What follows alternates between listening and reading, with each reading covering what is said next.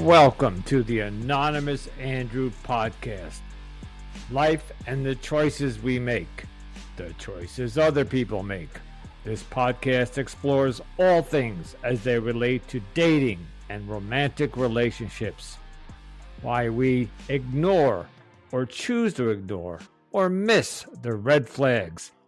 Red flags like gaslighting, cheating, lying, narcissistic behavior, deception, addiction, and so much more.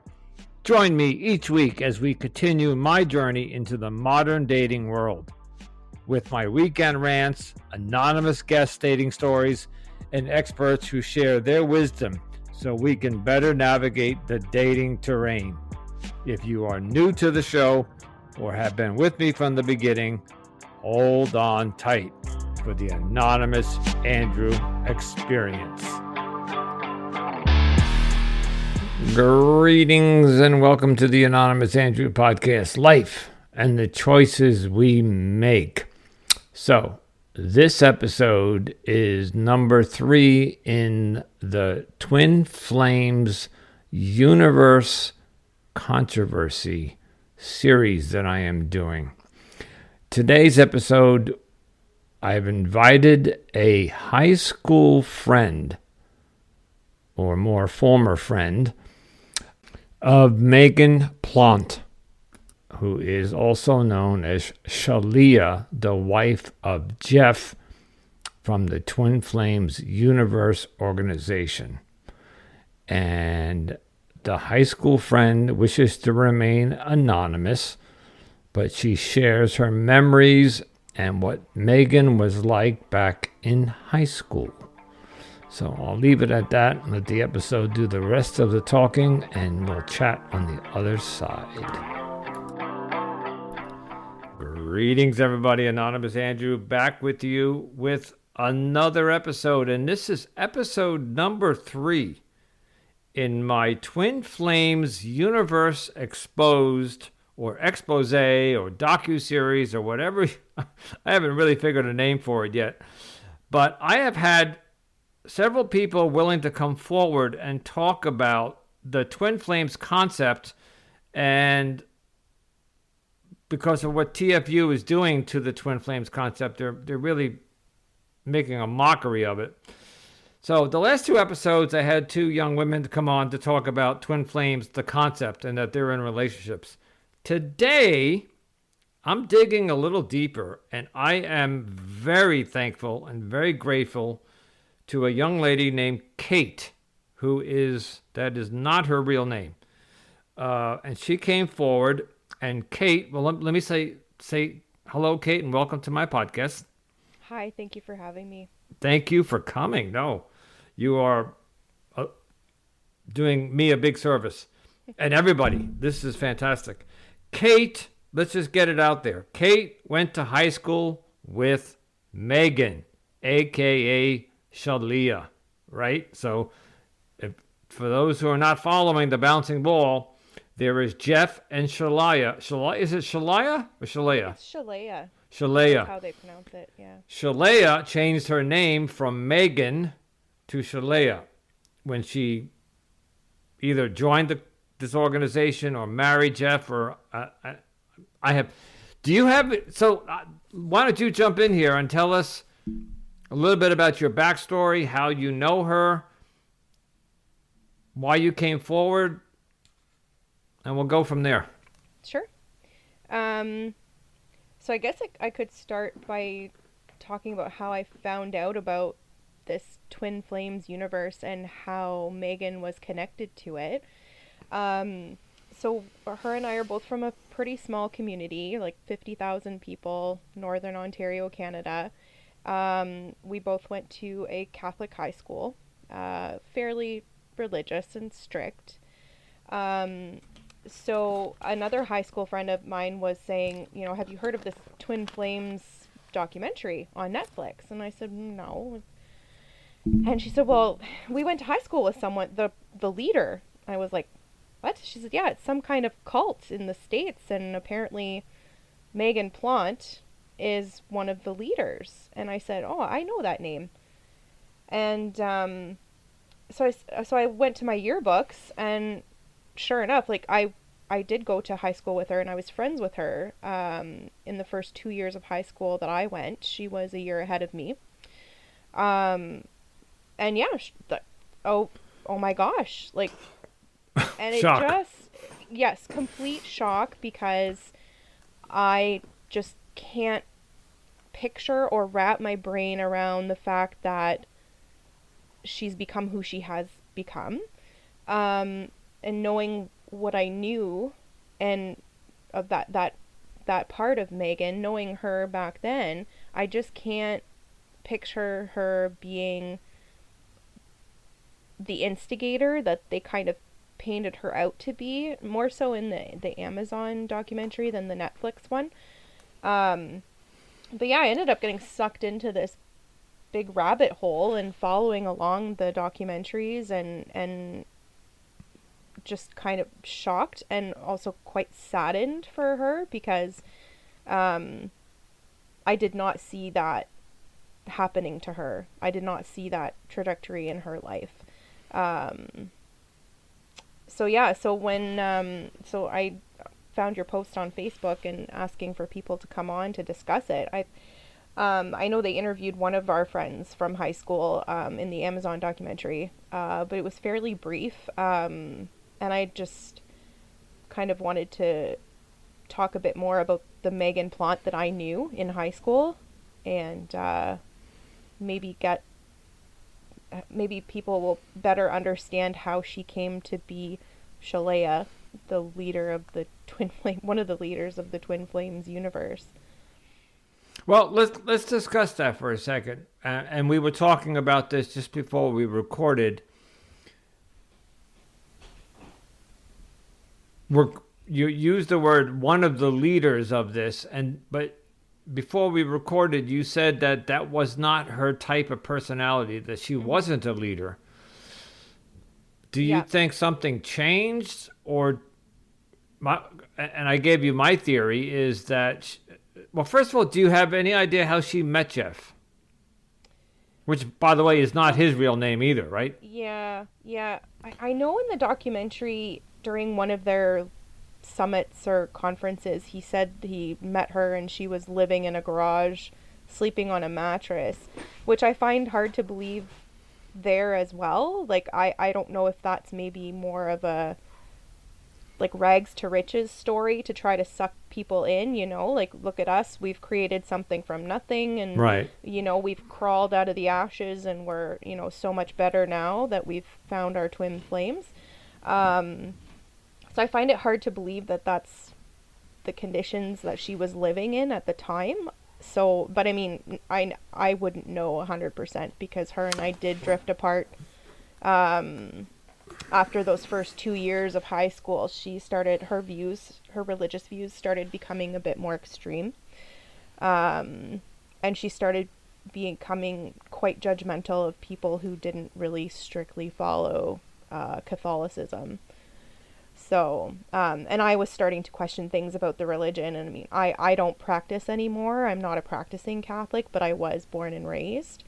But Me too. I didn't share those views, and I started questioning things and going, like, that doesn't feel right anymore. Whereas her, it was like, oh no, this is what we have to do. We must follow these rules, and we must um, continue on, God's path for us. Um, so I can kind of see how she continued on with those, like, extremist views. Um, and she didn't have the greatest home life. I know that, especially after her mother passed. She had quite a difficult time after that. I believe she was living with an aunt. Um, Okay, stop right there. yeah. I was just going to ask you in high school, so in ninth and 10th grade, I guess it was, you said you were friendly with her. Mhm. Did you know her parents and what kind of family she came from? No, I didn't know her parents. We never hung out at her home. She was always at other people's homes, or we would do group activities. She was a part of a lot of clubs in school. But after her mom passed, there was definitely a shift in her manner. Oh, her mom passed in high school. Yes, yeah. So Oh. I believe she was in grade 10, I was in grade 9 when her mother passed. Um, I think I believe her dad was living in the States at that time, so she had to go live with an aunt. Okay. So I mean, I don't know 100% what happened after that, but I do know that she had a challenging home life after her mom passed. And she withdrew a little bit. Okay. So there's a period. So let's put this in a time perspective. What year was this that you were ninth grade? What? Because I 2000. don't know how old you are now. Yeah, it would have been 2000. Okay. So that means you would have graduated in 2003, 4, 2004. Yep. 2004, Yep. which would have put you around 18. So it's 2024. So that puts you and her approximately 38. Yep. Okay. So her mom passes. Her dad is living in the States, which we don't know why that is. So she goes to live with her aunt. And then something happens from then until when she meets Jeff, who claims she met her in a garage sleeping on a mattress. Mm-hmm. So something has happened. So there's a gap there that we don't know what happened. Okay. Yeah. What? All right, so let's go back to, I guess, more of the high school. By the way, to the audience, this podcast is audio only right now, but it will be on YouTube. And we do have some pictures from the yearbook that we'll be posting on YouTube, and you'll be seeing them. So if you're hearing this and you want to see the video version of it, you just go to my YouTube channel, which will be below in the show notes. I almost wish I could pull the pictures up and we could talk about them. Mm-hmm. And of course, Kate is anonymous, so you will not see Kate in the yearbook. So the yearbook has pictures of Megan. Mm-hmm. Okay. I did notice there was a picture of Megan, and then there was somebody next to her, and her face was blacked out. Was that you or another person? It was other people. I wasn't Okay. sure how anyone Oh no, else we can't would do that. feel. We're not going to post. Yeah. We're not going to put somebody completely without permission them on there. So Megan, on the other hand, has become a public figure, so I think we can do that. So okay, so tell me a little bit what's going. So you said you're from a small town in Ontario. Mm-hmm. Okay, Northern Ontario. Yep. Okay, what a long distance to go from Ontario to, well, maybe I don't know how long because I'm not sure exactly where in Ontario, but how she ends up from Ontario all the way down. At some point, they were in California, and then they're in Minnesota. I think are they based in Minnesota? I think it's Michigan. Michigan. Thank you. Yeah, Okay, yeah. Minnesota, Michigan. Okay. Us Americans, we think we know our states. Just seemed like in 20 years, how did it all fall apart? Where she became, because you said earlier that you knew her not to be a leader. Mm-hmm. Explain what that meant. What do you meant by that? She was more so like a follower. She didn't really initiate plans. She didn't initiate activities. It was more so like, oh, you guys are doing this. Can I hang out too? Or like someone else would organize a group activity and she would tag along. She wasn't the type to like be loud or boisterous or stand out in the crowd. She was quiet. I'd say reserved, a lot more reserved after her mom passed. Would you say she was an introvert? Yeah. Okay. Yeah. Yeah. So she followed the crowd wherever it went. Yeah. Yeah. And we were a good group of friends. Like we weren't we didn't get into trouble. We weren't we didn't do anything really bad. I mean, we were in a Catholic school, so wasn't a whole lot we could do. But like we were a pretty good group of friends. We liked to kind of collect the outsiders. Anybody that we noticed was lonely or like didn't have a really good group of friends to hang out with. Hey, come hang out with us. We like to have fun over here. But yeah, like I wouldn't label her a leader. Like I mean I know I say she's a leader of the Twin Flames universe at this point, but I genuinely get a sense that Jeff is the leader. Correct. And That's she's my going sense. along with it. And okay, so let's take a little left turn or right turn there, and let's talk about that.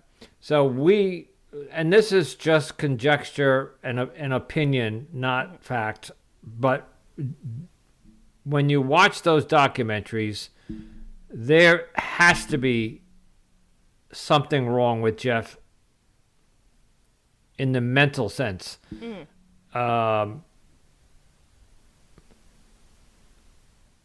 Many of the cults that we have seen in the United States and around the world in the past, and I think you're probably old enough to remember Waco, Texas, what happened down there. There were many cults and that happened that ended in tragedy because they have these compounds and they ended up, what they were doing was illegal, and either there were drugs or there were guns or whatever. And the FBI got involved and they had to go arrest them for. You know what I found interesting when I watched the documentary? And I mentioned this in a previous episode. I have no knowledge of what the law enforcement in the United States is doing about this. There could very well be a task force looking into this. Mm-hmm. But in the documentary, and correct me if I'm wrong, there was one of them where it was the journalist from Vanity Fair. I forget her name. She went down there, and there was a time when two detectives, I think, showed up, and they came, knocked on the door, and said, "We have some questions for you." And Jeff invited them in, and they directly asked Jeff, "We have allegations of rape, and there were two or three others allegations." And if I remember correctly, Jeff said, "No, that's not what we're about, and that's not what we're doing." And they basically said, "Thank you for your time," and they walked out. Do you remember it happening that way? From what I recall, I think it was a welfare check for someone else. Maybe. Oh, okay. But I mean, if he's as intelligent and conniving as they portrayed him, right, it will be easy for him to show that there's nothing wrong. Right. He will show them what he wants them to see. Correct. Yeah. So I honestly, I'm not shocked that their law enforcement didn't do anything. But I would like to think that any law enforcement here in Canada, around the world, are not naive enough to just take somebody's word for it. Mm-hmm. It's like, this is a horrible example, but it's like if I had a significant other living here and she called the police and said that I put my hands on her, and the police came and I looked at him and said, "No, I didn't." And they go, "Oh, okay, thank you." And they walked out.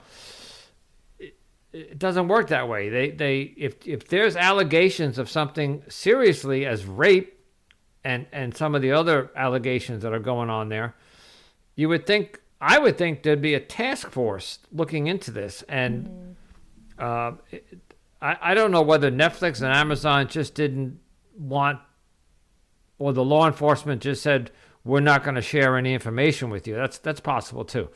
They may have just said, we're not talking to you right now. We have nothing to say. They may have gone to them for a statement, and they probably said, we have no statement. I But think there apparently, was a little blurb in one of the documentaries that they did refer the case to the FBI to see correct. if there was anything illegal going on. So I mean, I'm with you. Like I would certainly hope that there's some kind of task force assigned to watching them at this point and trying to find something to shut them down. Yeah. So let's talk about why they should be shut down. And again, this is just as a disclaimer, all this information that we're about to repeat is from the documentary. So this is not any inside knowledge or hearsay. It's what Amazon and Netflix portrayed in their documentaries. That there are allegations of rape, meaning that if Jeff assigned a twin flame to somebody, so there is John Smith, and then he said Mary Jane had to be his twin flame, and that Mary Jane needs to have sex with John whenever he wanted to, and he could force himself on her. That's basically rape. Even in the United States, in a marriage, the wife has to consent to marital sex. If she says no, it's no. What Jeff was saying was, if your twin flame wants sex, you have to give it to him. Mm-hmm. Am I correct in that? That's what they were portraying. Yes. So that's what's going on in the rape area. And then let's not forget all of the employees who are working there. From what I understanding, if you become a coach there, you have to work your way up, and you have to pay a coaching fee to get trained, and then when you become a coach, you have to give as much as 50% of your earnings back to Jeff. So, and then there's also people working there for free, mm-hmm. right? So there's labor laws being broken there, I believe.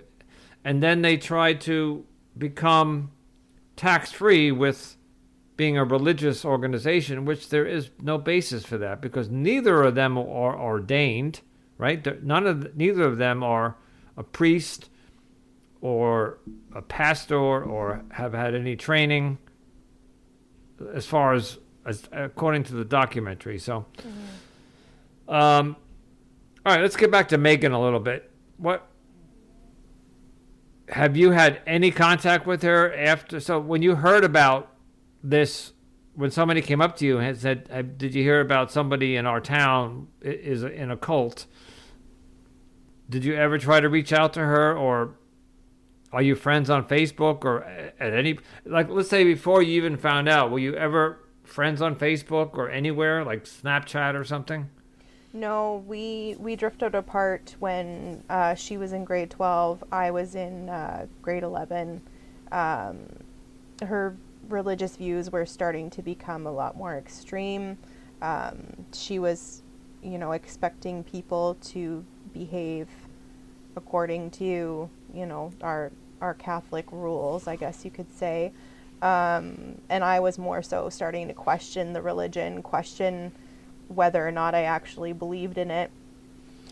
So we kind of drifted apart in that sense, because she was becoming quite judgmental, and really didn't like that I was questioning these things and not kind of following along. So we lost touch after she graduated. That would have been, I was in grade 11, she was in grade 12. After she graduated, I never saw or spoke to her again. Okay. The whole thing is just a shame. It's shocking to hear that somebody that there are many friends from my high school years that some of them I am in contact with through Facebook or other means, but to find out that somebody from high school that I knew as one person, a personality, is now national news, running because I believe while Jeff might be the leader, she's legally married to him. Am I correct? Okay, so she, just by marriage, they both because I've seen her on the YouTube back him up. So when he says something, she will reinforce that. Yeah. Yeah. And Yeah. what are your thoughts on that? Because you said that you didn't know her to be that way. So I think it speaks to her, like the following, like she'll follow along. She repeats what he says, she reinforces what he says. From what I saw, I didn't go on their YouTube channel and watch any of their YouTube videos because I really didn't want to give them the views or yeah, the neither have promotion, I. I guess. Yeah. So the only clips that I've seen are the ones that were put in the documentaries. So even watching those clips, she doesn't really seem to be leading any conversations. She seems to be more so following along with what Jeff says. So yeah, like I jokingly tell people now, because now we're all talking about it. The more that people are becoming aware of these documentaries and realizing, like, oh my gosh, like she came from here. Like, we've joked about, like, there's no way that this town bred a cult leader, but you never know. Like you said, Yeah. it's been 20 years. Anything could have happened. And I mean, if she wound up in Michigan, I'm pretty sure that's where her dad was living. So maybe that's what brought her to the States. But I mean, anything could have happened to her between high school and meeting Jeff. But I genuinely feel that she was probably in a dark and lonely place and really truly did believe in this whole concept of soulmates or twin flames or, God's will. And he latched onto that, and she latched onto him because she saw he could be successful and he could probably take her out of her circumstances. Yeah. And it's probably just snowballed from there. And I mean, I agree. I agree myself, 100%. yeah, like, and I mean, myself, like, I was in a marriage that there was domestic violence, so I can empathize if that's the situation that she's in right now. If this is a case of domestic violence and she's just like she's in too far over her head to get out, I can certainly empathize with that. So that's kind of like, I know the Amazon documentary, her dad said, she was absolutely capable of doing this. She's a master manipulator. That's not the Megan that I knew in high school. So Yeah. it's truly unfortunate. It really is. So he is not on board with what she's doing at all. Her father? Yeah. Yeah, I mean, it looked like in the documentary, like, they don't have any contact. And No contact, yeah. But he also seemed to believe that she was like Jeff, and she was probably the instigator or the kind of leader. But you don't see that in the YouTube clips that they showed in the documentaries. No. Like, it's him. He's front and center, and she's sitting there beside him, supporting him, reinforcing what he's saying. Yep, you're right, Dor. Yep, that's right, Jeff. And yep, look at me now, Jeff. And you saved me. So, yeah. Interesting. Mm-hmm. The whole thing is just, it's sad that somebody goes down that path. And then turns around and starts taking advantage of other people in similar situations in their lives, right? Like, that's truly, like, what's disgusted me, really, about this whole Twin Flames universe and how they're preying on people when they're at their most vulnerable. So, but I can see Jeff doing that with Megan. Well, that's the theory that I think we both agree that Jeff found Megan down in her luck. If this story about the garage and the mattress is even remotely true, maybe it's exaggerated, but maybe she was down on her luck. He found her, picked her up, maybe genuinely was attracted to her and wanted to help her. There may have been genuine intention there. Because I believe when they first met and they got together, the TFU hadn't existed yet. They were just doing spiritual. I think they even moved. Didn't they go to Hawaii at first and they were running a spiritual thing? I think he did. I think that he was in Hawaii for a little while and he was running Bef- some kind of adventure business or something, and then he came back to the States. And I that's think before that's he when met Megan. yeah, I think that's when he met her when he came back. Okay. All right.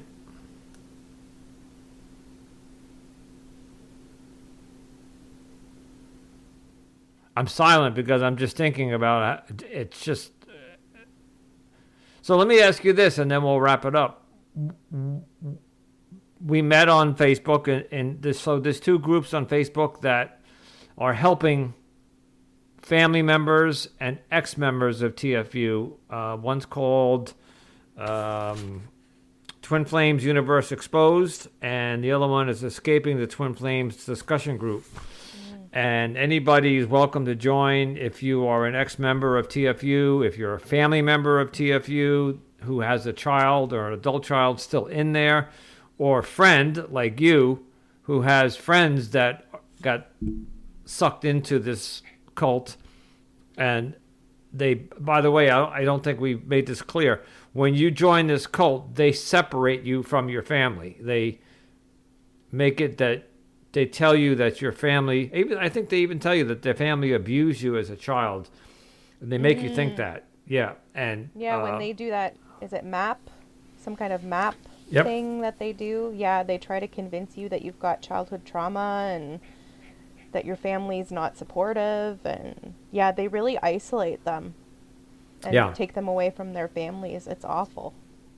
So this Facebook group is helping many people who find themselves separated from their loved ones who have been drawn or sucked into this TFU. And I urge the audience, if you're listening to this, I would imagine half the audience has probably already seen the documentary, but if you have not seen it, I urge you. I was talking to my son the other day. My son and he loves my podcast, but I asked him the other day, "Are you listening to the recent episodes?" And he said, "No, I've been busy."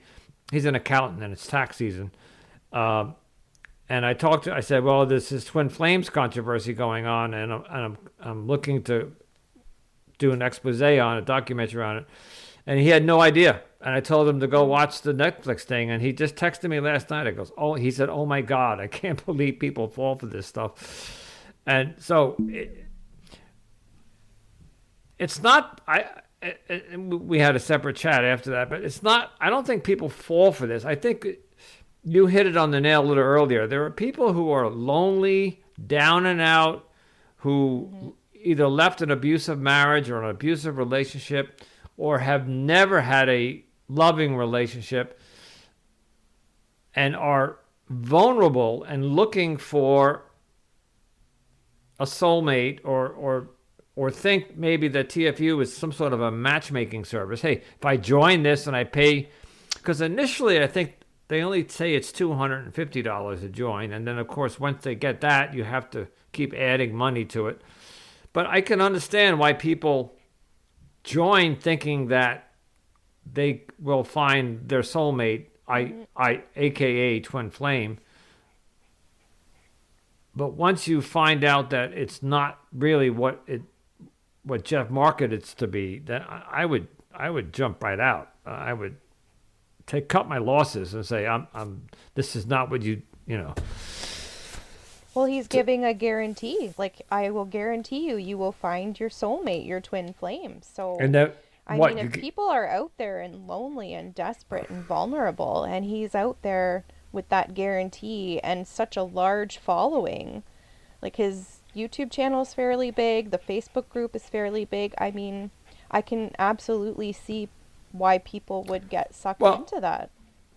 Well, let me ask you, what is that a guarantee? Guarantee or your money back? I don't think he says that. I think in the yeah, slogan, no, it's I like don't think he guarantees that you're going to find your twin flame, but nothing about money.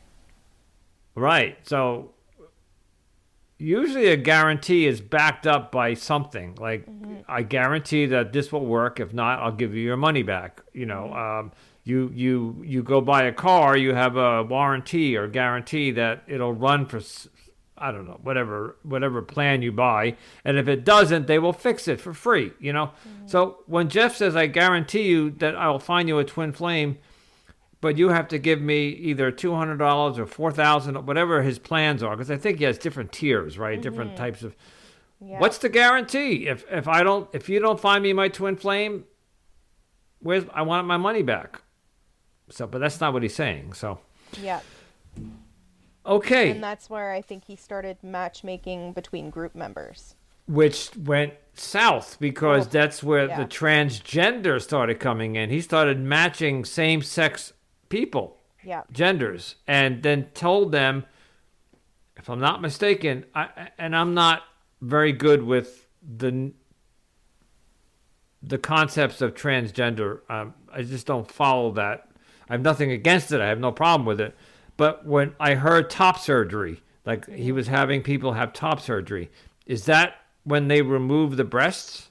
Correct. Yeah. Oh, okay. So he's pairing, let's say, two females together, and telling one of them to trans into a male. Correct? Yeah. He's labeling one the divine feminine and the other one the divine masculine, and then he's telling the divine masculine, well, you need to show up like a divine masculine now. So, and everything that entails. And the documentary, alluded to some people being told to change their pronouns, change their names. Right at this point, Kate lost power to her laptop. So I'm going to say thank you, Kate, for joining me. Very courageous of you to step forward. And we will continue the Twin Flames investigation. This is the third episode, and I do have a fourth one lined up. This will be on YouTube, so when you hear this, it may not be at the same time. I'll post this on my podcast. Then it'll be on YouTube several days later. So thank you, Kate, for joining me. Thank you for sharing, and wow, this whole thing is still mind-boggling to me. The whole concept of how these two people are. Hearing what Kate described of Megan, I do think that she was somehow brainwashed into this. I don't know if she's doing this out of her own free will. If Jeff has something over her, it's Jeff that I think is the one that needs to be brought down. The man is just not a stable human being, so we'll leave it at that. All right, Anonymous Andrew saying thank you for tuning in, and this will be continued. I promise you that. In the meantime, as always, I ask if you are enjoying the show, any of the episodes, please take 5 seconds and go down to the bottom of the podcast page and leave me a review and share this show with somebody, especially if they are in the Twin Flames controversy. They want to talk about it, they want to hear about it, they want to discuss it. And as always, I end the show with my advice to you that if you're thinking about committing to somebody, please take your time and make the right choice. Thank you for listening, and until next time, ciao.